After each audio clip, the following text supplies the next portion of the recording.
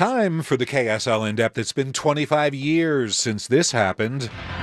The NBA All-Star Game for the first time hosted by the capital city of Utah.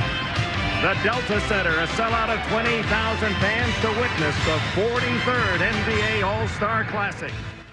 Los Angeles will host this year's All-Star festivities. It's the third time the City of Angels has done it since the game was in Salt Lake City. New Orleans has also held the game 3 times, and New York twice since 1993. Even a city without an NBA team, Las Vegas, has hosted the big game since the early 90s. Now the Jazz are hoping to get back in the game 2022 or 23. Joining us live is KSL.com's jazz writer Andy Larson. How you doing, Andy? Doing well, Jeff. Okay, so why are the Jazz doing this now?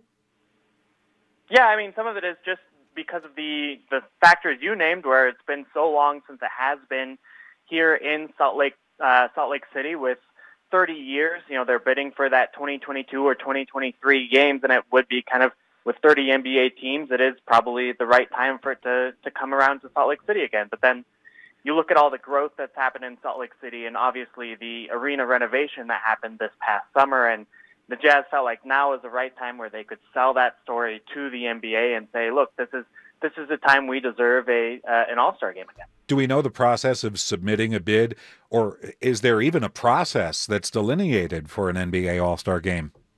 Yeah, there is a process, and they do the 2 years bidding at the same time in these kind of 2-year cycles. So that's why that's coming up. That bid deadline is coming up in 2 weeks at the NBA's All-Star Game, and so they'll submit a formal bid with kind of all the details of how Salt Lake City would host that bid, with how they'd have the requisite number of hotel rooms, where they'd host the fan fest, the technology element of it.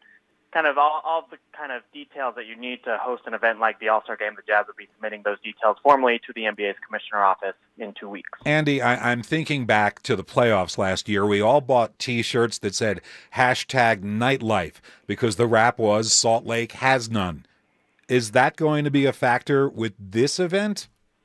Yeah, no, I think it's silly to assume that, that's something that the NBA won't consider. And you name the 2 cities that have had it 3 times since 1993. It's L.A. and New Orleans, maybe the 2 towns most famous for their nightlife, with New York not far behind. So I think that's going to be a factor. But on the other hand, you look at some other kind of small markets that are in line to get it. And Orlando hosted the event recently.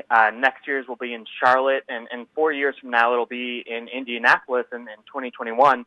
So, I think there's definitely precedent, certainly, for the NBA to choose these kind of small markets for the event. It's not that the Jazz, it's certainly a factor, but I don't think that it rules out the Jazz and Salt Lake City. Real quick, 1993. How old were you when the game was last in Salt Lake?